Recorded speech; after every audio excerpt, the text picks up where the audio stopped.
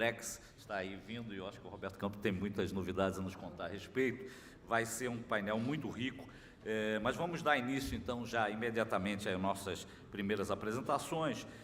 E a primeira expositora dessa manhã é a reitora associada da Educação Estendida da Escola de Políticas Públicas da London School of Economics and Political Science, a Vanessa Rubio Marques. Eu queria, mais uma vez, lembrar a todos os expositores que o controle do tempo está na tela, aqui em frente do palco, e gostaria que todos tentassem seguir esse nosso roteiro aqui, para a gente manter a dinâmica do encontro. Temos várias palestras hoje, então é importante a gente estar nesse controle. Por favor, então, Vanessa Rubio Marques, a palavra está com você.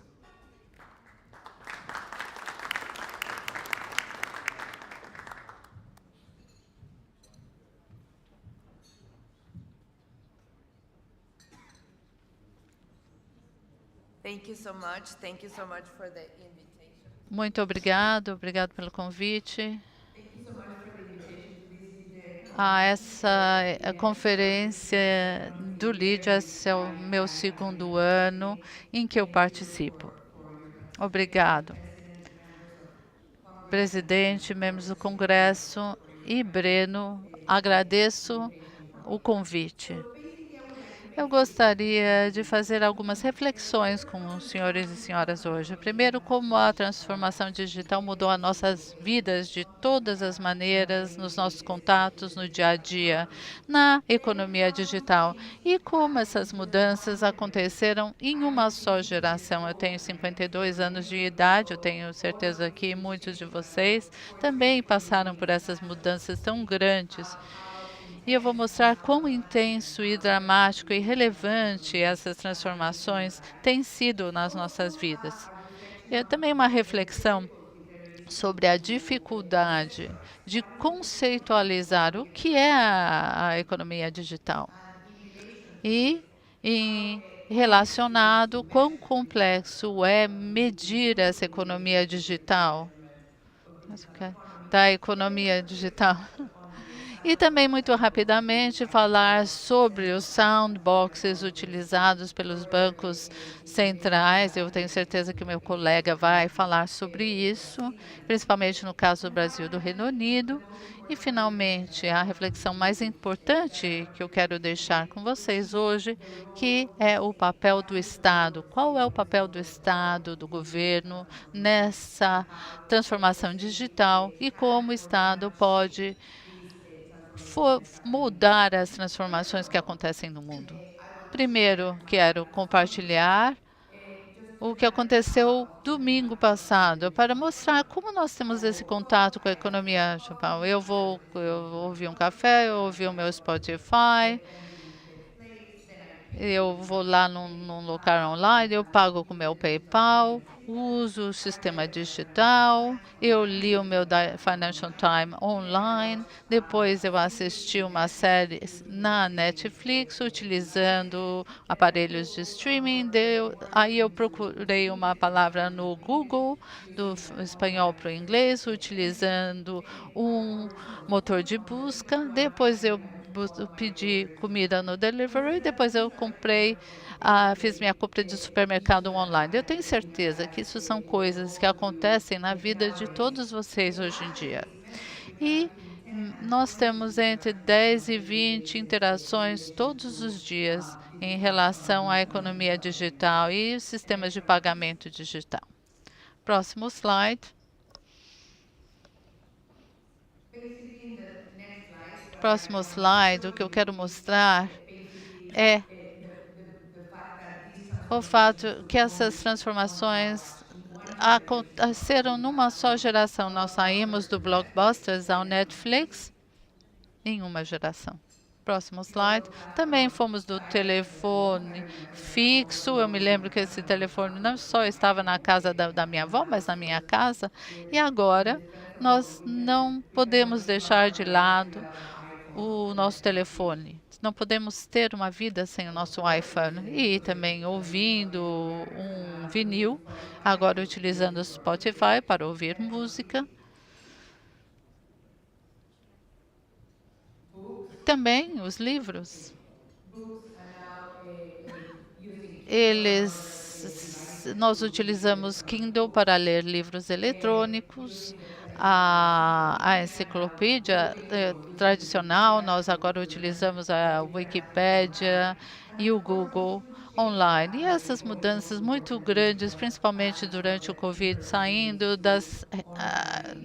dos eventos presenciais para aqueles que acontecem nas plataformas digitais. E em vez de utilizar o táxi, apesar de preferir utilizar o Black Cab britânico e mudá-lo para o aplicativo utilizando Uber e para o transporte. O próximo tema que eu quero deixar como tema de reflexão. O que nós compreendemos sobre isso? Por exemplo, o WTO, eles têm uma definição muito ampla, que é basicamente o uso de informação e comunicação e tecnologia, produtos e serviços digitais na economia digital no geral. A OCDE foca mais no comércio, que a economia digital está presente para facilitar a mudança de produtos e serviços através do comércio digital, e o G20 vai mais profundamente ainda, uma definição mais ampla, que basicamente inclui tudo com relação a dados digitais e transportes tecnológicos e transformações tecnológicas, mas também considera o papel do governo. Então, o papel do governo na regulação, mas também em atividades de empreendedorismo. E alguns dados da economia digital que eu acho que é importante. É muito difícil definir o quanto do PIB global está considerado na economia digital. É possível encontrar medidas de 4,5% até 15,5% do PIB mundial. No caso dos Estados Unidos, por volta de 6,5%, mas em 2021, os países mais ativos na economia digital foram a Nova Zelândia, Austrália, Suécia, Brasil e Canadá. E as vendas digitais cresceram quase 60% entre 2016 e 2022. As vendas de celulares, smartphones, chegaram a 1,2 bilhões em 2023.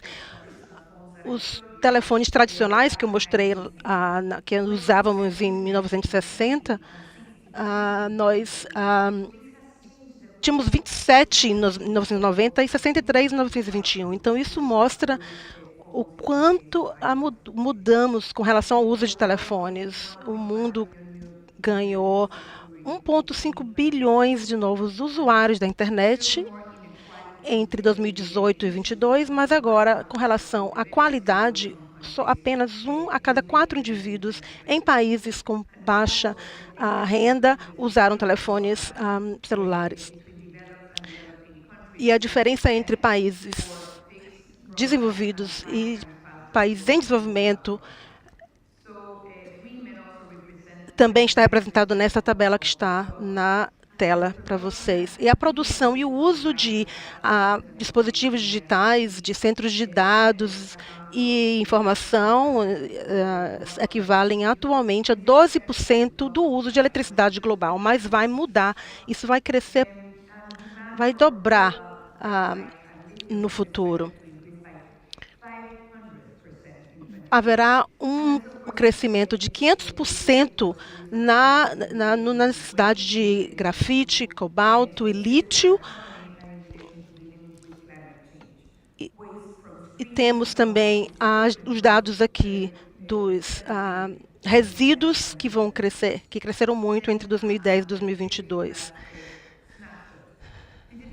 A economia digital, com relação aos bancos centrais e aos sandbox regulatórios, nós temos aqui o Banco da Espanha, o Banco da Tailândia, o Banco da Inglaterra, o Banco Central Europeu e o Banco do Brasil também, que estão usando cada vez mais dispositivos de inteligência artificial para uma gama ampla de ações. Eu tenho certeza que os próximos oradores vão falar um pouco mais sobre isso, mas eles aplicam, eles usam inteligência artificial para entender os desafios de regulação do setor financeiro, para compreender práticas que não precisam mais ser usadas e como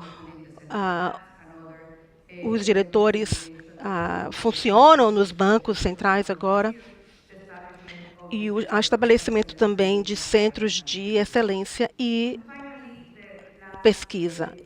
A última reflexão, e a mais importante que eu gostaria de trazer, e eu sou uma especialista em política pública, é pensar sobre o quão difícil e quão desafiador e complexo é para o governo encontrar o seu papel. É quase um desafio ontológico. Onde que o governo se coloca nessa posição? Na frente de linha ou se coloca no background, como um backbencher, parafraseando a Mariana Sucato? Estamos olhando para o Estado como um empreendedor que lidera o caminho e participa no investimento e incentivos com relação a esses tópicos. E, obviamente, precisamos olhar para a regulação também.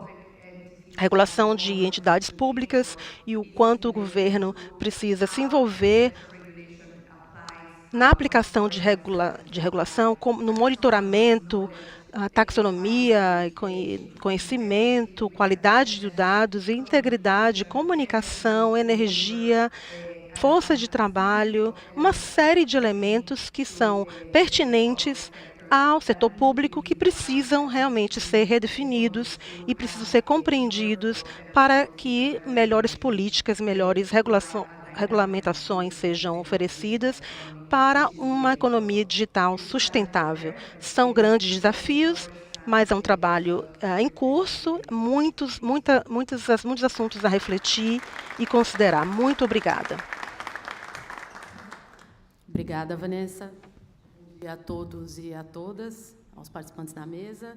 Vamos ao próximo expositor. Convido o presidente do Banco BRB, Banco de Brasília, Paulo Henrique Costa, para a sua exposição.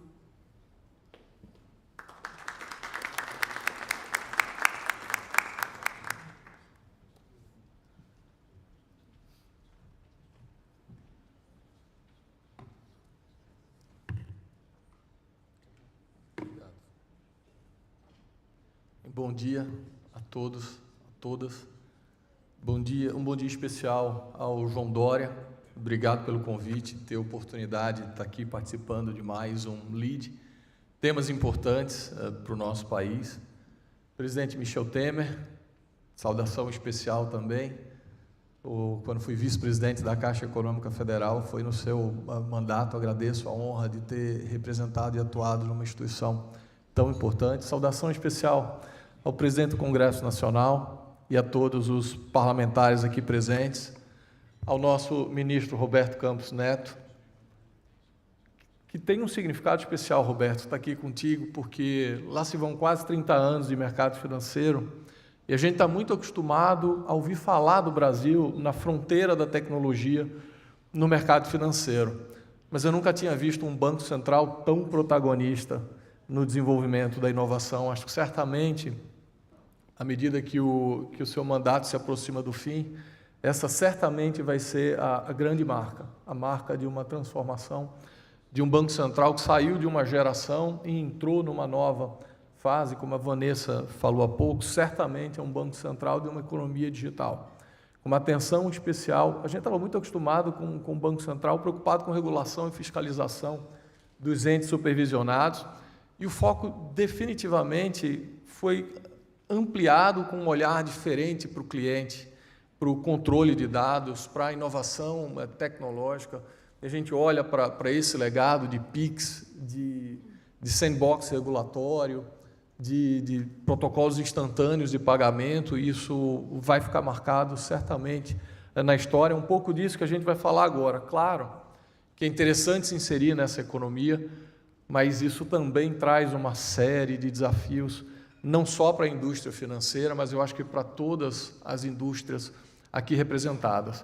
Também uma saudação especial ao governador Ibanez Rocha, controlador do Banco de Brasília, aos governadores aqui, Riedel e Mauro Mendes, parceiros também de negócio. O BRB, como um banco público, tem um olhar não só para a atuação de banco tradicional, de banco comercial, mas com uma atuação também de fomento e gerando emprego, renda, transformação, levando qualidade de gestão, digitalização, apoio ao financiamento, à infraestrutura, ao desenvolvimento de cada um dos entes públicos. O nosso papel de banco público vai além do papel de um banco tradicional. O nosso olhar sobre resultado, eu acho que está muito mais alinhado à questão ESG do que de um banco tradicional. Está no nosso DNA, por meio, por exemplo, de tantos programas sociais que a gente opera no dia a dia aqui. Então, com a saudação a todos os presentes, Johnny, eu, em seu nome, também cumprimento todos os presentes,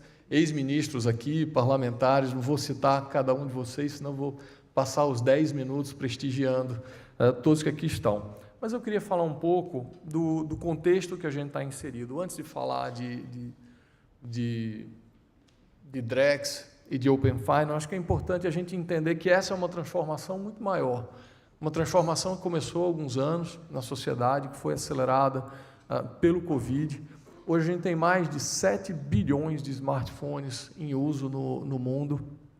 São 5,5 bilhões de pessoas conectadas à internet, ou seja, 2/3 da população mundial hoje tem acesso à internet e, de alguma forma, procura soluções rápidas, seguras e personalizadas.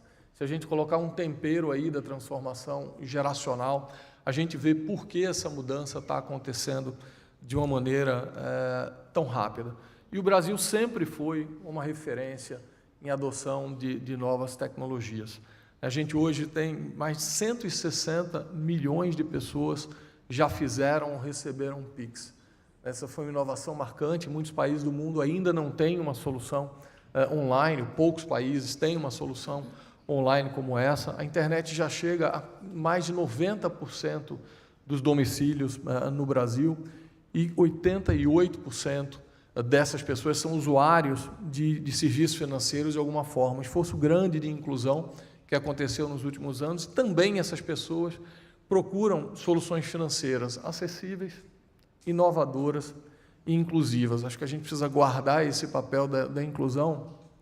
O Robert comentou no início da fala dele sobre o desafio do Reino Unido de incluir mais pessoas com acesso ao sistema financeiro. Imagine num país como o nosso, com tantas diferenças regionais, com tantas diferenças sociais e econômicas.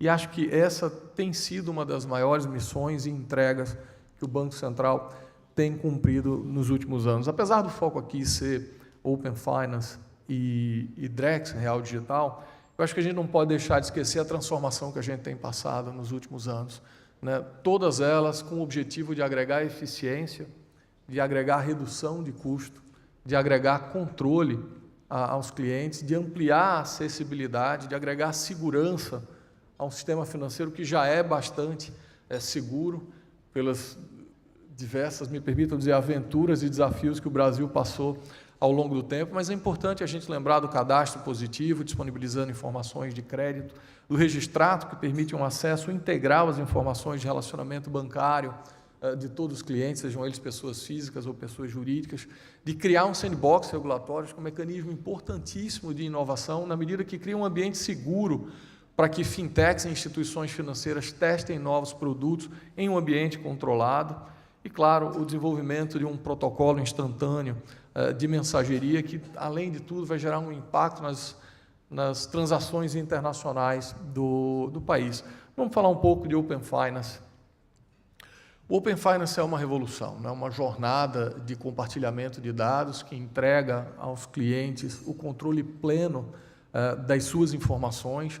De posse dessas informações, o cliente escolhe aonde quer compartilhar, para quais instituições financeiras e quais dados quer abrir, em que período, permitindo acesso a informações históricas de transação, de comportamento de crédito, tendo uma consequência imediata de redução de custo, de diminuição da simetria de informação que normalmente existe, e ao ter acesso a essas informações, as instituições financeiras podem fazer ofertas personalizadas, facilitar o acesso, dar maior transparência a como são calculadas as taxas, qual o perfil de risco que cada cliente que cada cliente possui.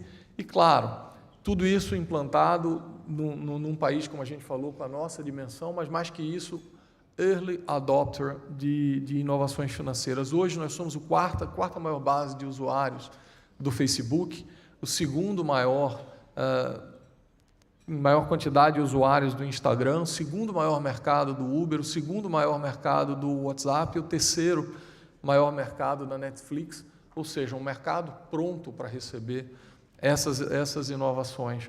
Existe uma jornada estabelecida pelo Banco Central, liderando esse processo, com um cronograma muito claro de implementação do Open Finance.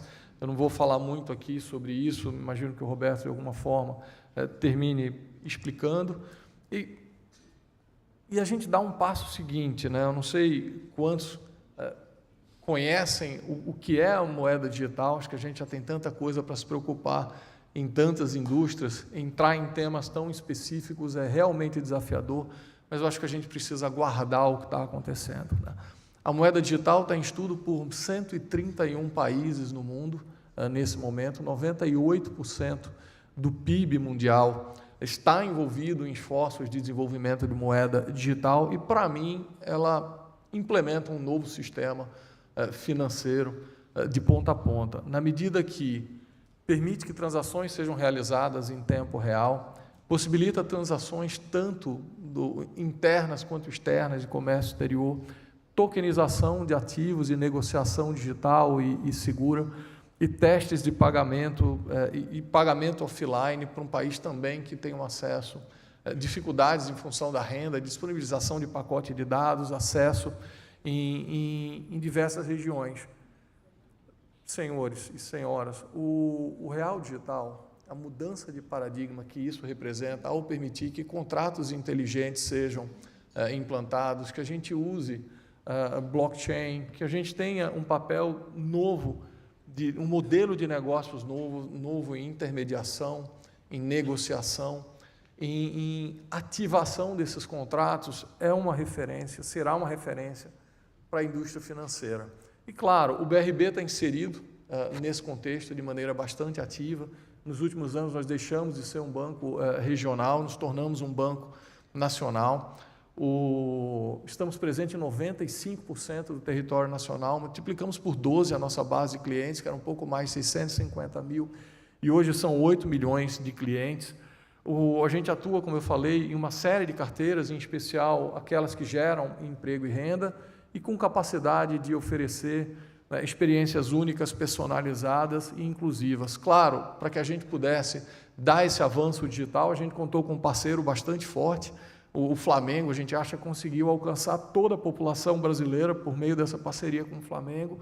Uma parte mais feliz, certamente, que torce pelo Flamengo, outra nem tanto, que torce contra, mas a gente acha que dessa forma a gente conseguiu também dar uma contribuição de popularização, de digitalização, de aproximação do banco com a população toda brasileira, e tem sido uma plataforma de transformação e teste relevante para nós. A mensagem final que a gente quer deixar aqui é não só do posicionamento do BRB, mas principalmente de reconhecimento do trabalho do Banco Central, dos passos que foram dados nos últimos anos, de como essa busca de um sistema financeiro mais acessível, mais seguro, mais barato, mais eficiente, colocando o cliente no centro de tudo.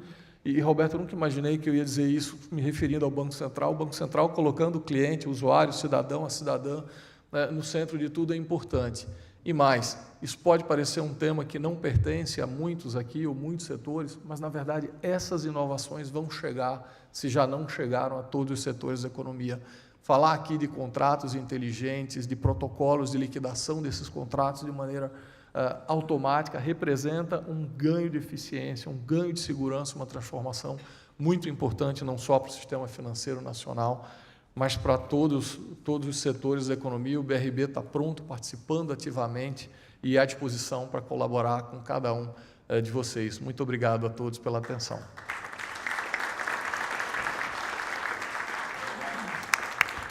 Muito obrigado ao Paulo Costa, presidente do BRB, que está fazendo esse trabalho extraordinário, realmente, pelas finanças e economia brasileira. Nós vamos agora ouvir, e peço agora a palavra do expositor, o presidente da UK Financial, Robert Eagley. Robert Eagley.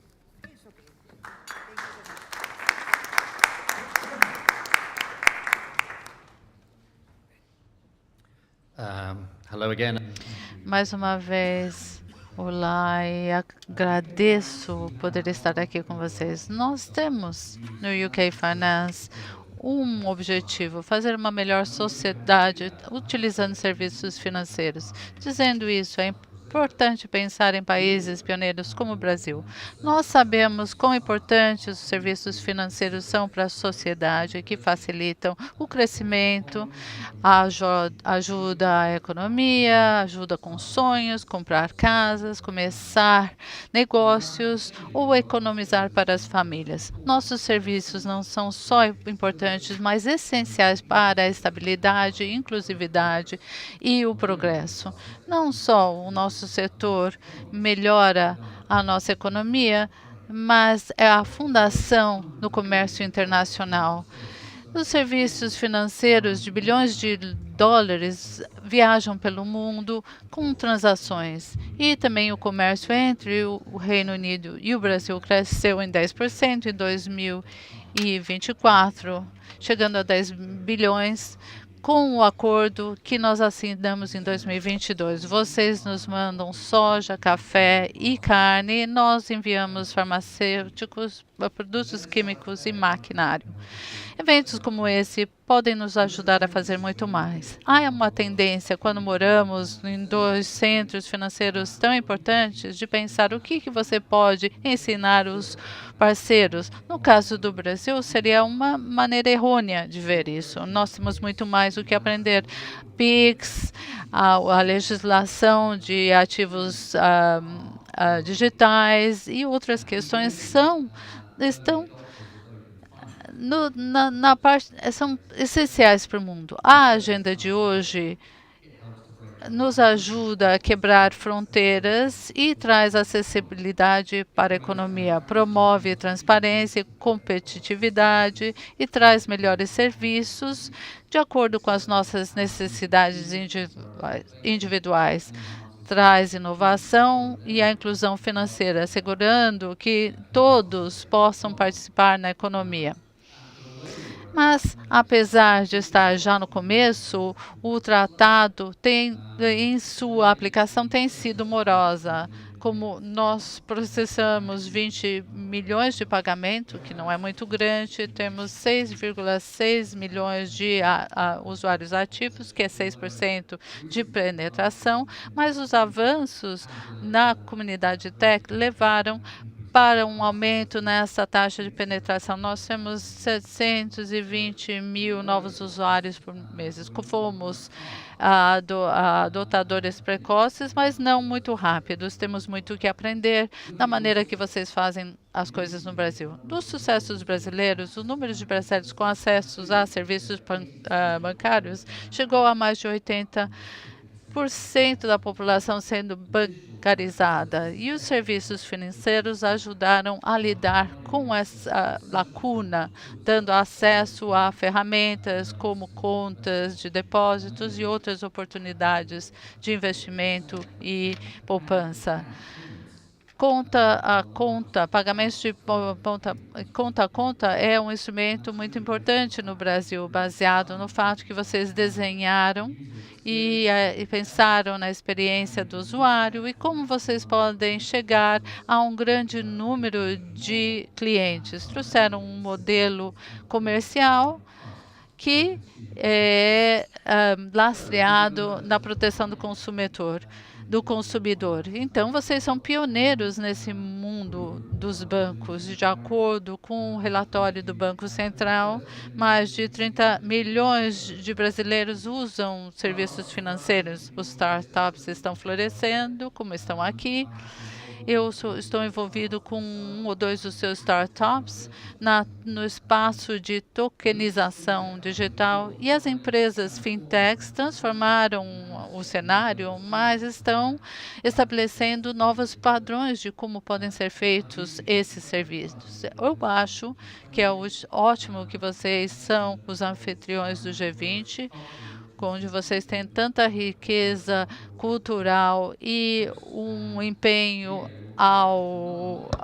com o mundo. O Brasil liderando no mundo é muito bom, porque eu acho que houve um período que isso não aconteceu. Nesses últimos anos, eu vejo essa nova projeção e gostaria muito de poder trabalhar com vocês. O Reino Unido tem sido um key player nos serviços financeiros e a relação com o Brasil é essencial para a nossa nação. Vemos 340 milhões de serviços financeiros indo em direção ao Brasil. Nossas empresas têm presença no Brasil, algumas delas estão aqui. A colaboração entre o Reino Unido e o Brasil em termos de empresas estão abrindo caminho em termos de serviços financeiros e outros também. Quero fazer tudo o que nós podemos no UK Service para ajudá-los com isso. Precisamos continuar avançando e sendo pioneiros na nova era de serviços bancários e pedir a modernização de serviços bancários e produtos. A moeda digital é só o começo dessa transformação. Eu quero que o Reino Unido seja o líder europeu e global na tokenização dos ativos globais. Estou aqui falando de imóveis, commodities, bonds. O lugar natural, vocês acham, poderia ser os Estados Unidos, mas, na verdade, o Fed e os Estados Unidos não têm um mandato para tanto. E o Reino Unido, como o segundo maior centro financeiro, tem uma real oportunidade de progredir. E eu estou impulsionando o nosso governo para utilizar o sandbox regulatório daqui para trazer regulamentação e emitir um guild digital, trabalhando com os parceiros da indústria para ter a melhor legislação do mundo. Nós precisamos ter uma identidade eletrônica, isso será uma questão política muito grande. Eu não acho que vocês podem fazer isso sem essa identidade eletrônica.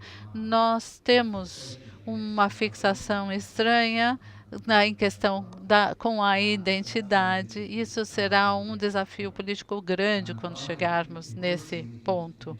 Mas abraçar essas inovações são muito importantes. Estou contente de ver o nosso novo governo com foco na inclusividade e no crescimento, trazendo e emitindo o guild nesse país, que ajudará com crédito e dando uma maneira mais segura para lidar com o mercado de dívidas e ajudar as pessoas a pouparem.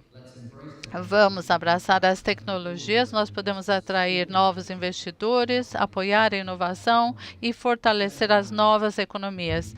Os valores compartilhados entre o Reino Unido e o Brasil nunca foram tão fortes e são salientados na questão de inovações financeiras e bancos digitais. Quero trabalhar com vocês e com as autoridades e reguladoras para potencializar ao máximo essa relação. Muito obrigado.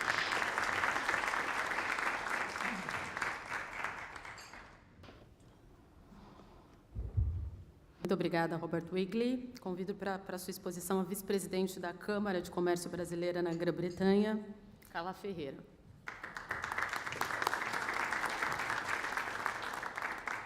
Bom dia a todos, um prazer estar com vocês todos aqui nessa manhã em Londres. Agradeço à LIDE, ao governador João Dória, à Folha de São Paulo pelo convite e gostaria de também desejar bom dia ao presidente Temer, presidente Roberto Campos, embaixador patriota e todos os integrantes do painel e autoridades presentes, governadores, parlamentares e diversos líderes de empresas que estão conosco hoje.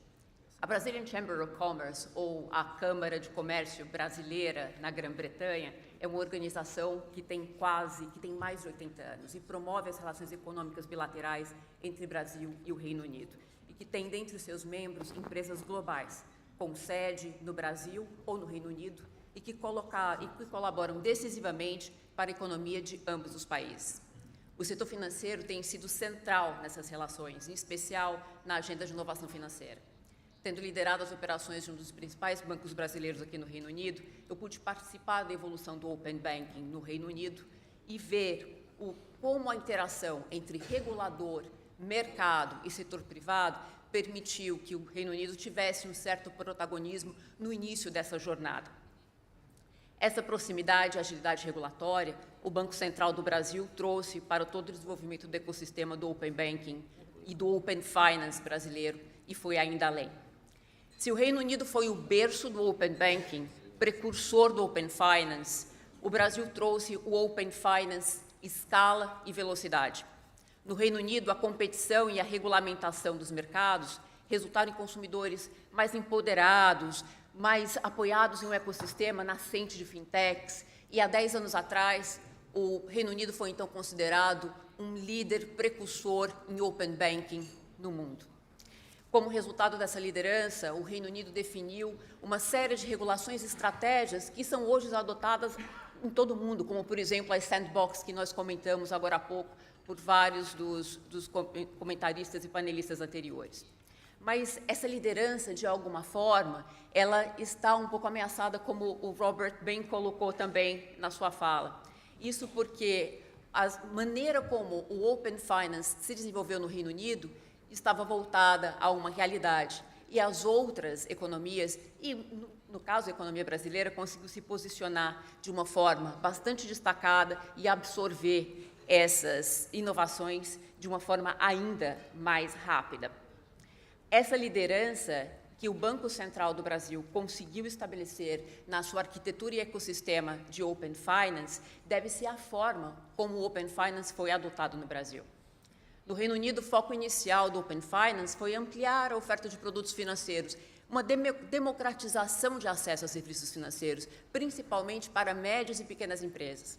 Já o Brasil foi além, com um enfoque claro na democratização do acesso aos serviços financeiros, mas também na redução de custo de transação e custo de crédito, um elemento necessário, dado o nosso cenário macroeconômico, um fator fundamental quando comparamos taxas de juros e índice de inadimplência entre Brasil e Reino Unido. O Brasil também foi ágil na construção da arquitetura do Open Finance, onde as instituições financeiras tiveram um papel-chave, articulando-se entre si, com o apoio da FEBRABAN, com o apoio do Banco Central, criar uma base regulatória sólida, que permitiu avanços rápidos e eficientes. Hoje, com 54 milhões de consentimentos ativos, dados recentes do Banco Central, o Brasil possui um dos maiores ecossistemas de Open Finance do mundo. Uma das principais fatores que explicam esse sucesso é, como nós comentamos, alguns dos painelistas também, a alta digitalização da população brasileira. Um dado recente da FGV aponta 480 milhões de dispositivos digitais no Brasil, quer dizer, mais do que o dobro do que a nossa população. Ainda assim, existe uma grande familiaridade, uma cultura de absorção dessa nova tecnologia, que foi um dos elementos que impulsionaram a rápida adoção do PIX, por exemplo. Como meio de pagamento, o PIX é um dos catalisadores do Open Finance no Brasil. E a integração entre os dois sistemas, que já está em curso, e certamente o presidente Roberto comentará também, tem esse impacto fundamental para que o Open Finance seja ainda mais integrado ao sistema financeiro nacional. Outro catalisador futuro certamente será o DREX, a moeda digital do Banco Central. O DREX tem um enorme potencial de adoção, tanto que a população já está familiarizada com o uso de pagamentos digitais e confia na infraestrutura financeira existente. Se nós formos observar a experiência de outros países, como, por exemplo, a China, onde plataformas como o WeChat e o Alipay dominam, com uma alta desintermediação financeira, o Brasil oferece um equilíbrio único de escala, rapidez de adoção e solidez regulatória. Além de todos os fatores que colocam o Brasil como protagonista na atração do interesse de investidores, como bem mencionou o embaixador patriota na abertura, nos seus comentários iniciais, que vão de G20 a COP30, passando por uma liderança estratégica e um posicionamento internacional, a robusta estrutura financeira do Open Finance, o ambiente regulatório consolidado e um mercado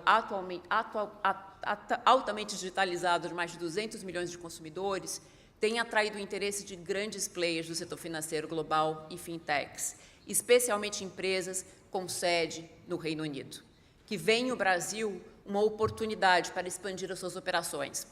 Não é incomum, aqui na Citi, ouvir relatos de players, em especial fintechs de grande porte, em franca expansão internacional, em que o Brasil se torna um mercado fundamental na sua estratégia de internacionalização, dado o potencial de maximização de retorno do investimento e com qualidades difíceis de serem replicadas em mercados médios, na América Latina ou na Ásia, ou mesmo em grandes mercados como a China. Após ter sido pioneiro no Open Banking, o Reino Unido busca agora um momento de rever a sua estratégia, como expandir esse conceito, como maturar do Open Banking para o Open Finance. Entidades como o UK Finance e o Innovate Finance, em conjunto com reguladores, têm fomentado esse processo. Eu estive presente quando do lançamento do Open Finance Task Force, uma iniciativa do governo anterior do Reino Unido, o governo Rishi Sunak, na busca de destravar todo o potencial do Open Finance no Reino Unido. Nas diversas reuniões com players da indústria, de bancos a fintechs e reguladores, está claro que as estratégias não serão pensadas apenas para o mercado do Reino Unido, mas sim atendendo à natureza internacional do mercado financeiro deste país, e deverá integrar outros serviços, como, por exemplo, o mercado de capitais. Essa estrutura regulatória está correntemente em análise no Parlamento britânico. Essa necessidade de integração mais rápida das inovações do ecossistema financeiro do Reino Unido será essencial para apoiar as necessidades de investimentos de longo prazo, que devem ser detalhadas amanhã, quando da apresentação do budget pela chanceler Rachel Reeves. Os impactos do Open Banking poderão fomentar uma maior participação de investidores no mercado de capitais locais, permitindo maior acesso a funding para endereçar a estimada necessidade de investimento de longo prazo neste país. Certamente a expectativa, após os primeiros 100 dias do novo governo, é que essa agenda passe a ser prioritária, incorporando muitas das evoluções já alinhadas entre os diversos players da indústria em anos recentes, nas diversas task forces, muitas delas que o Robert comentou. São dois países em um momento fundamental na implantação do Open Finance, ambos com seus desafios. E o Brasil, neste momento, está na vanguarda das inovações que há 10 anos atrás eram do Reino Unido. A oportunidade é de cooperação mútua. Se o Reino Unido tinha a vantagem de primeiro entrante no Open Banking, o Brasil agora possui o sucesso de escalar um ambiente com rapidez de forma integrada do Open Finance. Assim, a experiência brasileira com o Open Finance poderá ser inspiração importante para o Reino Unido. A troca de experiências entre os dois países fortalecerá nossa colaboração econômica e certamente abrirá novas oportunidades para o futuro. Muito obrigada.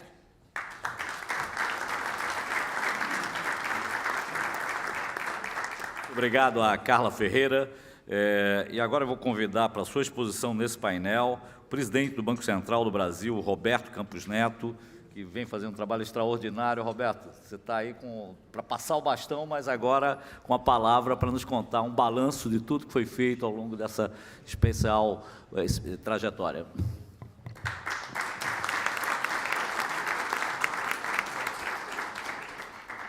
Bom dia a todos. Eu vou tentar fazer uma mágica aqui, João, porque agora eu descobri que meu tempo é um pouco mais curto, então vou pular a nominata, peço perdão a todos, mas eu vou tentar fazer uma mágica. Como é que a apresentação já entrou? Tá bom. Então, a ideia é falar um pouco de economia e um pouco de tecnologia, vou ver se eu divido meu tempo aqui. A ideia é dar as mensagens principais. A mensagem principal em economia é que o mundo pós-pandemia está bastante endividado, ou seja, o fiscal ficou um tema muito mais importante, pela primeira vez foi discutido em quase todos os painéis do FMI, e a gente tem um processo de inflação, de desinflação em curso, mas com algumas ameaças à desinflação. E aí eu vou passar aqui pelos temas que eu acho mais relevantes na parte global e depois falar um pouco do Brasil. Então, em termos de inflação... Oi, está todo mundo escutando? Ok. Em termos de inflação, então, a gente vem com uma convergência. Acho que o ponto principal aqui da inflação é que a gente tem uma inflação de serviços hoje no mundo muito alto, o Brasil também, e uma inflação de bens que tem caído bastante. Mas para a gente continuar esse processo de convergência da inflação, a gente precisa que a inflação de serviços comece a cair, porque não tem como a inflação de bens ficar baixa o suficiente para fazer com que o processo siga de convergência sem ter uma melhor inflação de serviços. E aí falar um pouco das pressões que a gente vê à frente. Então, quando a gente olha um pouco a eleição americana, a gente hoje tem 3 grandes grupos, vamos dizer assim, de medidas sendo discutidas, tanto pelos republicanos quanto pelos democratas. E aí vamos pegar os 3 principais pilares, porque os 3 principais pilares do debate econômico nos Estados Unidos hoje, do debate político, eles são inflacionários. O primeiro é a parte fiscal, e aí a gente vê que ao longo dos anos, tanto os republicanos quanto os democratas passaram, né, de um fiscal mais restritivo para um fiscal bem mais expansionista, ou seja, né, mais gastos. Então, esse é o primeiro pilar.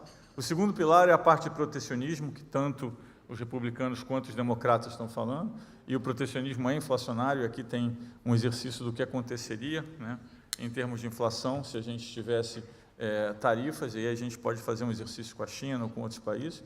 E o terceiro pilar é a imigração, que também parece ter consenso entre republicanos e democratas. Então, a gente tem um fiscal mais expansivo, um mundo mais protecionista e uma parte de imigração mais restritiva, lembrando que a mão de obra americana está bem apertada. Então, se a gente pensa nesse sentido, os três são inflacionários. Um outro ponto é essa transição verde, que eu acho que vai ser discutida em um outro painel. Quando a gente pega hoje a diferença entre demanda e oferta de energia, pensando em tudo que a gente está pensando que vai acontecer nesse processo de inteligência artificial, aumento nos centros de processamento de dados, todos esses data centers estão sendo construídos, então a gente tem uma demanda grande por energia, que significa, quando a gente olha o net zero à frente, uma demanda grande, porque a energia tem que ser sustentável em termos de componentes para fazer com que isso aconteça, e aí tem uma implicação em custo também, que está sendo discutida, foi um dos pontos também discutido na reunião da FMI, e a gente tem bastante informação nesse sentido. Um outro ponto é a fragmentação de comércio, no mundo está bastante dividido, a gente tem hoje um risco geopolítico muito maior, o número de restrições a comércio também aumentando bastante, principalmente na parte de bens, e a gente percebe que a gente tem dois blocos negociando cada vez menos, principalmente depois da invasão da Ucrânia.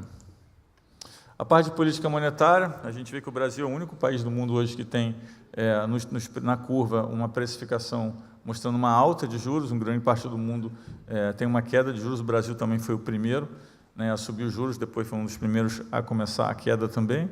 Aqui a gente tem um tema que a gente vai explorar um pouco mais na frente.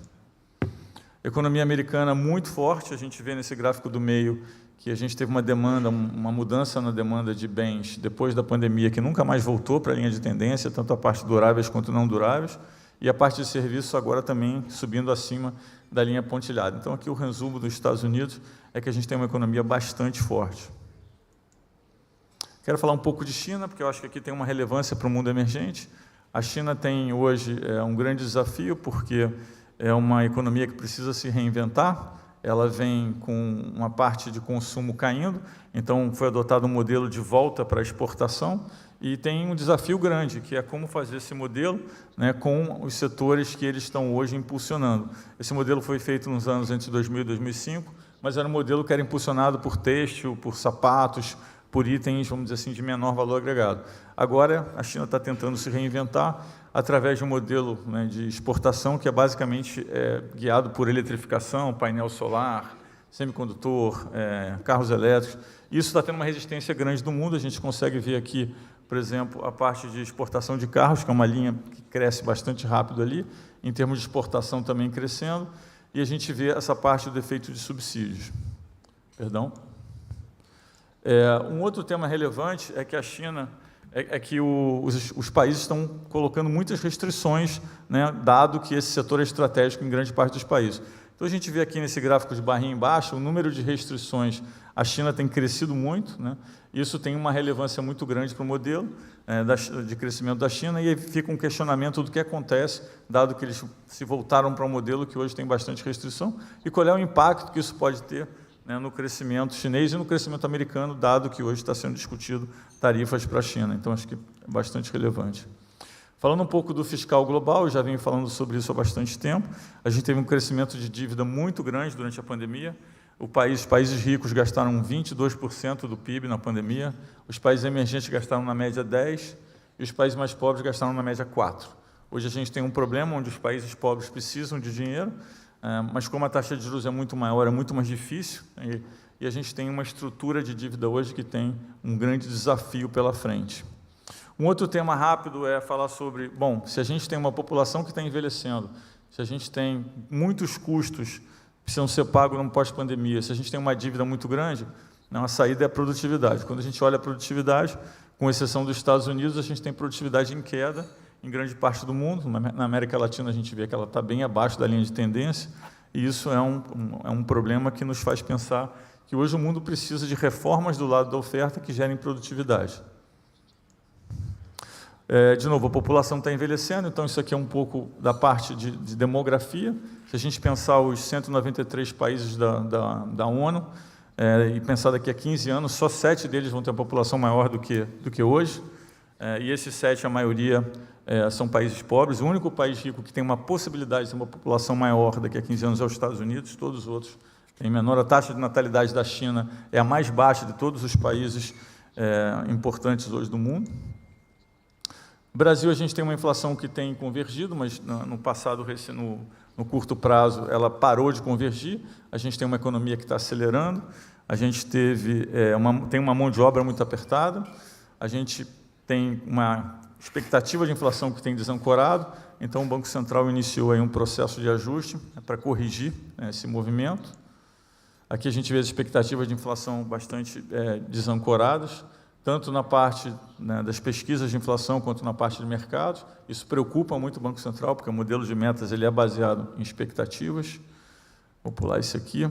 E aí, finalmente, um gráfico que acho que é super relevante, que mostra que todas as vezes na história do Brasil, está aqui o presidente Temer, que eu acho que é importante a gente registrar isso, todas as vezes na história do Brasil, desde a criação do Plano Real, porque a diferença do Plano Real para os outros planos anteriores foi que o Plano Real foi o primeiro plano que ele teve um ajuste fiscal antes do início do plano. Quando a gente olha de lá para cá, todas as vezes que o Brasil conseguiu cair os juros e trabalhar com juros mais baixos, foram acompanhadas de choques fiscais positivos. Então, a gente tem aqui o teto de gasto, que permitiu o Brasil abaixar os juros, a gente consegue ver claramente no gráfico. Lembrando que o mercado antecipa um pouco, porque acompanha o processo de aprovação no Congresso. Depois a gente teve a parte da reforma da Previdência, depois a gente teve o arcabouço, e aí a gente vê ali, quando as metas fiscais foram mudadas, a gente vê começou uma desancoragem nessa parte fiscal. Então, a mensagem aqui é que é muito difícil trabalhar com os juros estruturalmente mais baixos, cair os juros e trabalhar com juros mais baixos sem ter um choque positivo na parte fiscal, sem ter uma percepção pelo lado do mercado que o fiscal vai melhorar. Vou passar aqui rapidamente. A gente fez aqui uma comparação entre receitas e despesas do Brasil com alguns outros países na América Latina, e a gente também olhou ali a barra laranja, a parte do mundo emergente. Então, quando a gente pega em termos de dívida bruta, o Brasil vai ter um salto na dívida que é parecido com a média do mundo emergente, mas o nosso ponto inicial ele é bem maior. Obviamente, os países avançados têm mais dívida. Quando a gente olha a parte de juros no Brasil, a parte de juros real, e aqui a gente poderia usar várias medidas, todas vão mostrar a mesma figura, o juros real brasileiro é um dos mais altos, mas quando a gente pega a parte de primário, que é o esforço que o governo está fazendo, vamos assim, no momento corrente, o Brasil não é muito diferente de outros países, tem uma crítica muito grande na primária do Brasil, mas a gente vê que o Brasil está meio na média ali, entre os países.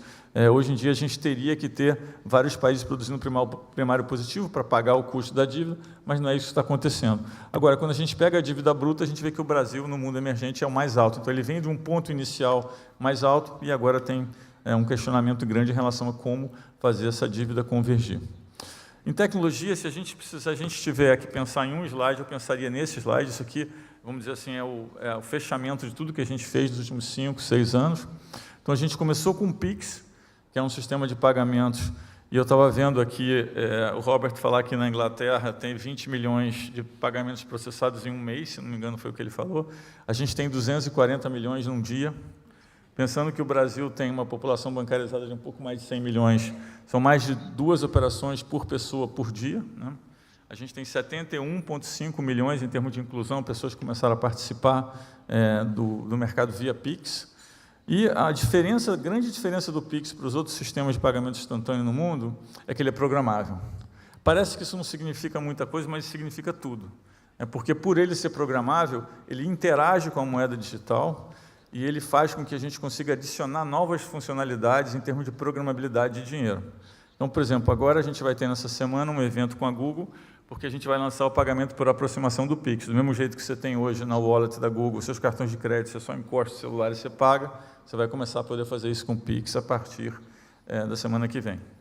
A gente tem também a parte de programabilidade de pagamentos, que vai fazer com que você consiga programar pagamentos recorrentes, e mais, eventualmente, a gente vai conseguir fazer o bloqueio reverso de pagamentos, que significa que o Pix vai conseguir fazer todas as funções que o cartão de crédito faz hoje, de uma forma muito mais barata e muito mais eficiente. Quando a gente pega a internacionalização da moeda, que é o segundo bloco, então vamos pensar nesses 4 blocos. Então, o segundo bloco é basicamente pegar vários PIX no mundo e conectar eles, né? Então, quando a gente vê essa conversa, não, moeda de BRICS, fazer uma moeda comum da América Latina, gente, não precisa nada disso. Se a gente imaginar que todos os países vão ter um sistema de pagamento instantâneo eficiente, se a gente conseguir conectar os sistemas de pagamento de forma instantânea, não tem mais relevância esse debate de blocos de moeda, porque a gente vai conseguir fazer os pagamentos em tempo real de forma instantânea e atomizada. Então, é isso que a gente está buscando. Quando a gente pensa nessa parte de internacionalização, tem três grandes desafios. O primeiro é a tecnologia, que já foi superado. O segundo é a liquidação das moedas, que também já foi superado. E o terceiro é a governança, que ainda não foi superado, que é o que a gente está trabalhando no G20 nesse exato momento. Por que é importante a governança? Porque países diferentes têm sistemas de controle de financiamento a terrorista, de lavagem de dinheiro diferentes. Tem a parte de impostos, que depende, às vezes, se você é pessoa física, pessoa jurídica, se é empresa, se não é. Então, a gente precisa ter uma taxonomia comum de pagamentos para a gente poder juntar esses países e fazer isso de forma instantânea. O terceiro bloco é o Open Finance.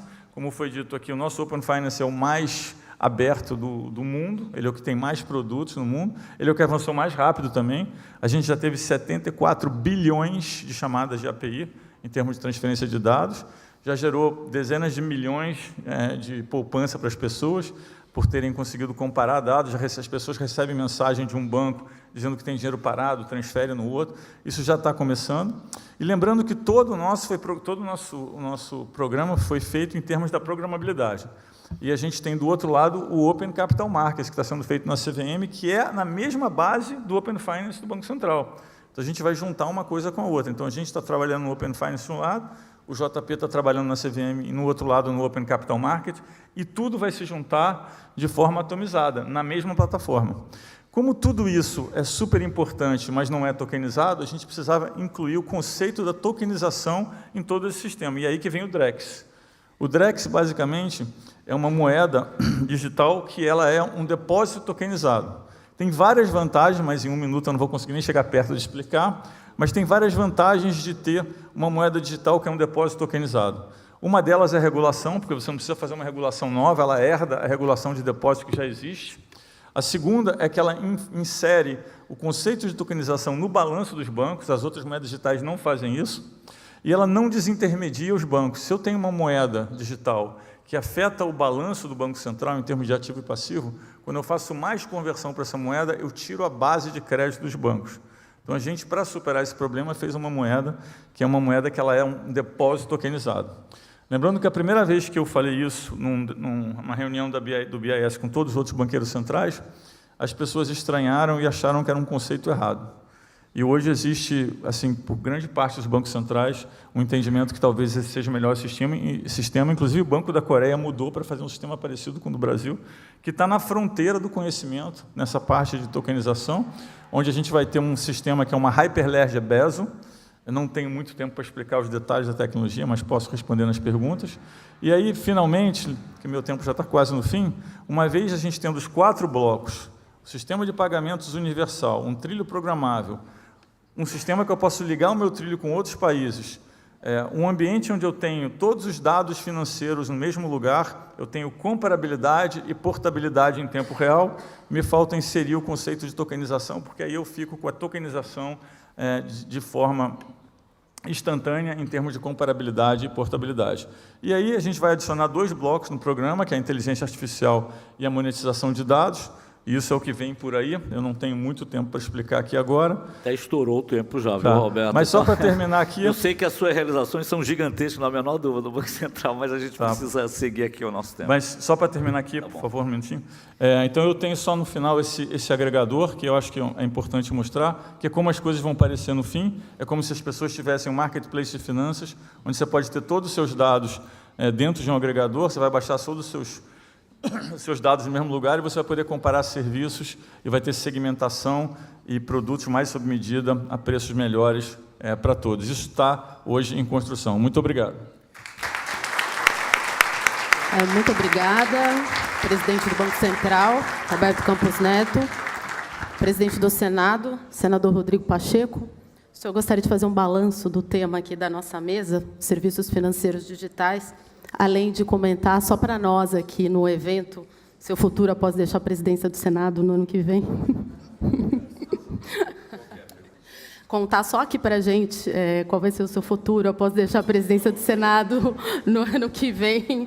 Um ministério, por exemplo, numa eventual reforma ministerial tocada pelo governo Lula.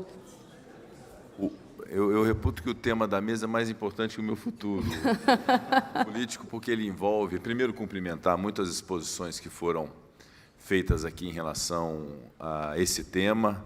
Mais do que nunca, é muito importante que haja uma reflexão de que os últimos 20 anos do Brasil e do mundo foram mais intensos, mais inovadores, mais surpreendentes do que muitos séculos que se passaram ao longo da história da humanidade. Não foi por outra razão que eu instituí no Senado uma comissão de juristas para poder fazer uma atualização do Código Civil brasileiro. E, obviamente, o Código Civil se entrelaça e se comunica com todos esses temas que nós estamos tratando, provavelmente em todos os painéis, justamente pelas grandes inovações que foram trazidas nos últimos anos de inovação comportamental, tecnológica, e que precisam, naturalmente, ter uma evolução legislativa que possa ser par e passo com essas inovações. Mas fazer aqui um reconhecimento público do trabalho feito pelo governo federal, pelo Banco Central, e me permitam dizer, pelo Congresso Nacional, nessas inovações trazidas nos últimos anos. O advento do PIX e a solidez do nosso sistema financeiro nacional são dignos de nota. É muito importante que se diga, que o mundo conheça que o Brasil tem um sistema financeiro muito moderno, muito sólido, muito tecnológico. Aliás, o Brasil é um dos países mais digitalizados do mundo, cujo governo tem um índice muito acentuado de acessos através da tecnologia, o que melhora a acessibilidade dos cidadãos. Isso é fruto de um trabalho muito contínuo que envolve público e privado, a linha do governo de poder fazer o incentivo de que tivéssemos um sistema financeiro nacional independente, com leis muito rígidas, com normas muito rígidas, inclusive aplicadas pelo Banco Central. E o papel também inovador do empresariado brasileiro, especialmente o empresariado do mercado financeiro, que pôde contribuir com essa sofisticação. E eu considero que se coroou no Brasil o sistema financeiro nacional com algo que foi concebido pelo Senado Federal no ano de 2020, que foi a autonomia do Banco Central, um projeto de lei complementar, que culminou na Lei Complementar 179, de autoria do senador Plínio Valério, e que nós votamos, e depois houve um questionamento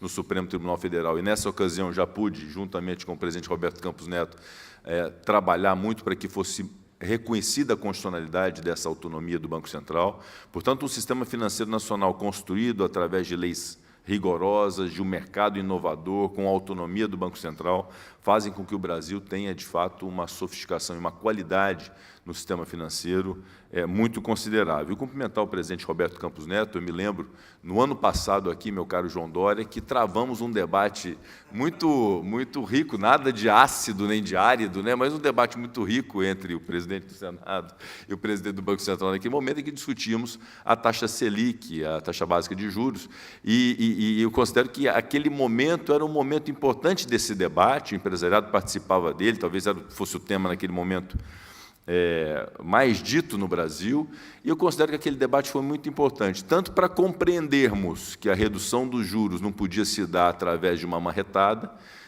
e o presidente Roberto Campos Neto, naquele momento, nos explicou e sustentou o seu ponto de vista em relação à manutenção da taxa Selic até aquele momento, e logo depois houve reduções gradativas, como também serviu, imagino, para o próprio Banco Central compreender o apelo da política, em razão do apelo feito pela sociedade aos seus representantes, de que, de fato, uma taxa Selic muito alta contamina e limita o crescimento do país, porque é mais atrativo se deixar aplicado o dinheiro no banco do que investir, empreender e jogar o dinheiro na economia. Então, um debate muito bom naquele instante, como fazemos aqui hoje novamente, e o balanço, naturalmente, é um balanço muito positivo. O Brasil vive um momento em que há uma previsão de crescimento muito considerável para o ano que vem, assim como foi o ano de 2024, uma moeda que se estabiliza frente ao dólar e a outras moedas, uma reserva cambial muito considerável de 370 bilhões de dólares, um emprego, agora em agosto, com a geração de 235 mil postos de trabalho, que atinge 6,6% de desemprego no Brasil, a melhor cifra desde 2012 ou 2013, salvo engano. Então, os números indicam e geram um otimismo muito considerável. Isso é fruto de um trabalho conjunto de várias instituições que fazem com que o Brasil tenha coisas muito positivas a mostrar. Portanto, eu considero que o tema hoje debatido é um tema muito relevante e outros painéis também virão nesse instante. Nesse evento. Enquanto ao meu futuro político, eu encerro o meu mandato de presidente do Senado no dia 31 de janeiro.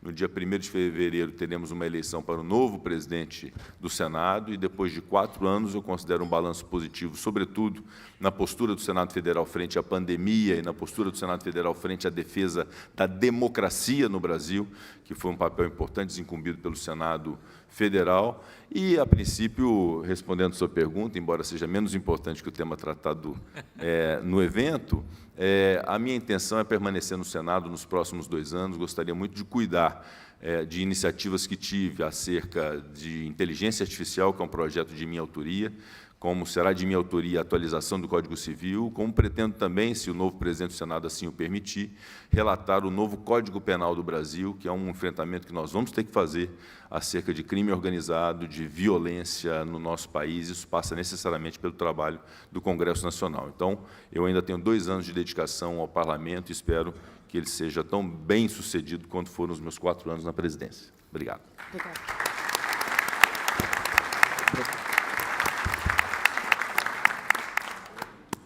Fone, alô?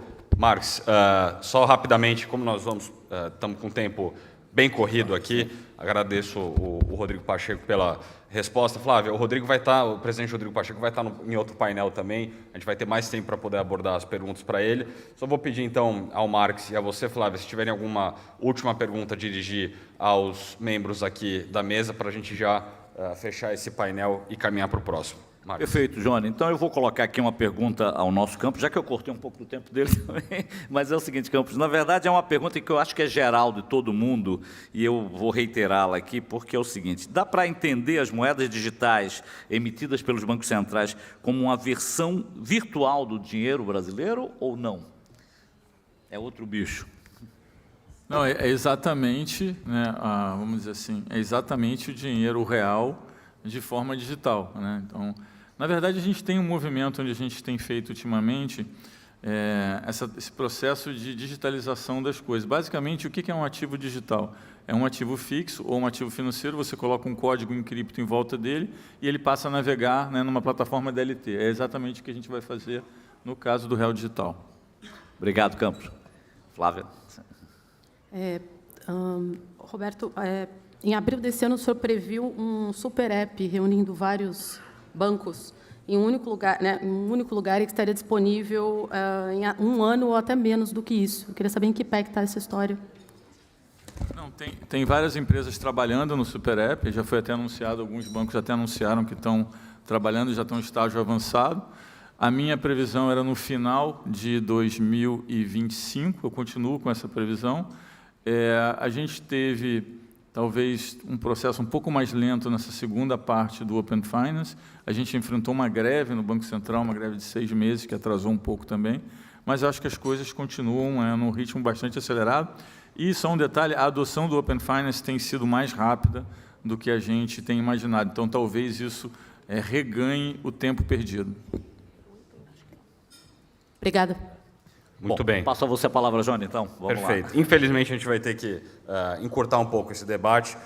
Roberto Campos Neto, queria dizer que eu tenho um sonho que um dia os gastos públicos do governo, do legislativo e do governo pudessem ser uma moeda como o Drex, registradas em blockchain, para a gente poder fazer todo o acompanhamento. Acho que facilitaria a vida não só do cidadão, mas também do TCU, CGU, qualquer órgão fiscalizador.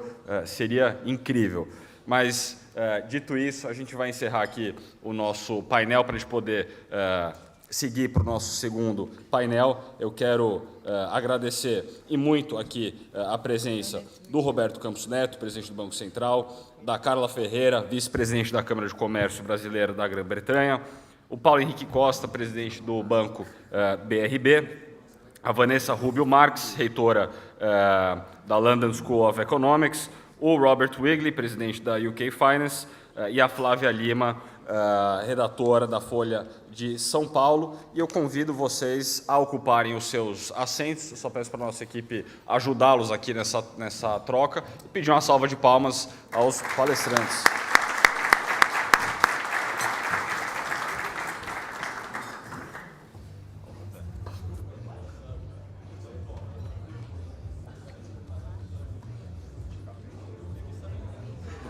Não, você pode descer.